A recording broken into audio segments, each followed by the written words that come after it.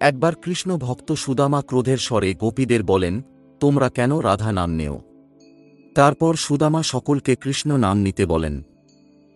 সকলে কৃষ্ণ নাম নেওয়া মাত্র সাধারণ বৃক্ষ স্বর্ণের বৃক্ষে পরিণত হয়। মরে যাওয়া ফুল পুনরায় জীবিত হয়ে ওঠে। এরপর সুদামা একটি কীটকে লক্ষ্য করে সকলকে রাধা নাম নিতে বলেন। রাধা নাম নেওয়া মাত্র সেই কীটটির মৃত্যু হয়ে যায়। তারপর আকাশে উঠতে থাকা একটি প্রজাপতিকে লক্ষ্য করে রাধা নাম নিতে বলেন। রাধা নাম নেওয়া মাত্র প্রজাপতিটির মৃত্যু হয়ে যায়। তখন সুদামা খুশি হয়ে গোপীদেরকে বললেন, দেখেছ রাধা নাম নিলে কি হয়। সেই সময় গোপীদের ভিড় থেকে বেরিয়ে এসে একটি কন্যা সুদামার হাত ধরে বলে, আমাকে লক্ষ্য করে বলো না রাধা রাধা। সুদামা বলেন, রাধা নাম নিলে তোমারও মৃত্যু হয়ে যাবে। তখন সেই কন্যা বলে, প্রথমে আমি একটি কীট ছিলাম। রাধা নাম নেওয়াতে আমার জন্ম প্রজাপতি জনিতে হয়েছে।